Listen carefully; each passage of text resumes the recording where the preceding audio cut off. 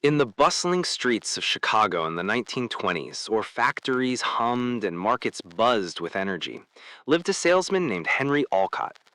Henry sold typewriters door to door, a grueling trade that tested the patience of even the most seasoned professionals. Day after day, Henry trudged from office to office, pitching his machines to indifferent clerks and stern managers. He had memorized every technical detail, every speed, every feature, every price comparison.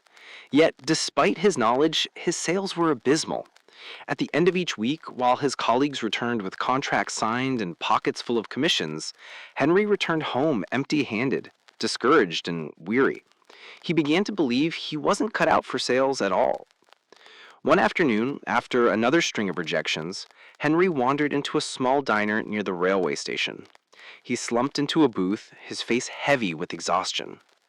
The waitress approached, a cheerful young woman named Clara, who greeted him with a radiant smile. "Rough day?" she asked gently. For the first time all week, Henry felt his burden lighten. Something in her smile pierced through his gloom, lifting his spirits in a way no words had managed. They exchanged a few light remarks, and Henry left the diner feeling lighter, even hopeful. That night, lying awake in his rented room, Henry thought, if a stranger's smile can change my entire day, what might mine do for others? The next morning, Henry decided to try something different.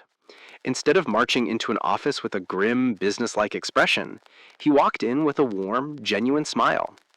At his first stop, a secretary looked up from her desk, startled. Accustomed to cold, pushy salesmen, she wasn't expecting the stranger's friendly demeanor. "Good morning," Henry said warmly. "How are you today?" The secretary softened, her shoulders easing. She didn't buy a typewriter, but she introduced him to her manager, something she had refused to do in the past.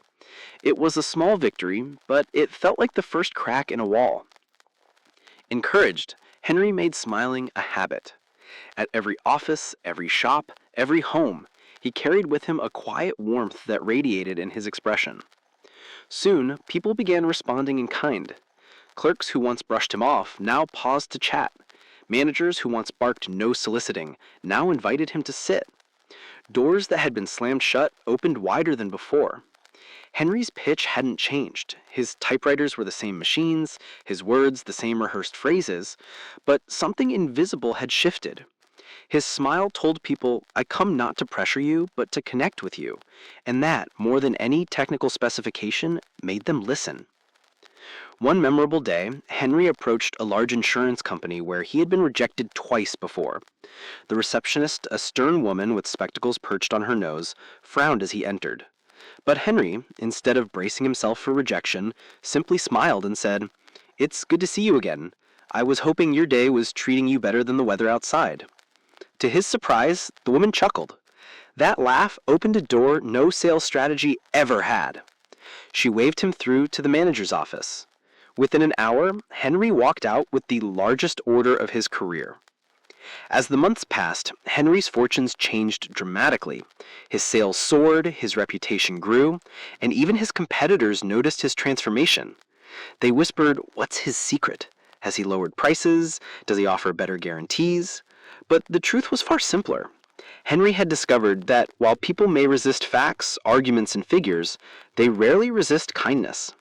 His smile was not a tactic, but a reflection of genuine goodwill, and it became the cornerstone of his success. Henry's newfound warmth didn't just change his career, it changed his life. He noticed that neighbors greeted him more often, shopkeepers remembered his name, and even strangers on the train seemed friendlier. The world itself seemed softer, kinder, and more open. He realized that what he had discovered was not merely a sales trick, but a life principle. People mirror the energy we give them. A scowl breeds assistance, but a smile breeds trust. Years later, Henry became a regional manager, no longer knocking on doors, but training young salesmen. When asked for his greatest piece of advice, he never began with charts, scripts, or product knowledge. Instead, he leaned forward and said, "Smile." Not a forced grin, but a real smile that comes from the heart. When people see that you like them, that you wish them well, they'll want to do business with you. And more than that, they'll remember you. His trainees, at first skeptical, soon discovered the truth of his words. Henry often reflected on the irony of it all. He had spent years perfecting technical details, memorizing statistics, and sharpening arguments, only to learn that the key to success lay in something so simple, so human. His smile cost nothing, required no training, and yet it yielded more than all the strategies he had ever studied. It was, he realized, the universal language of goodwill, understood across cultures, generations, and professions. And so, Henry's life stood as living proof of Dale Carnegie's timeless principle: smile. In a world brimming with seriousness, suspicion, and stress, a smile is not just an expression, it is an invitation. It says, I see you, I welcome you, I wish you well. Henry rose from failure to success not because he changed his machines, but because he changed his face. And in doing so, he discovered a truth that remains as powerful today as it was a century ago. While words may persuade and facts may inform, it is the warmth of a smile that opens hearts.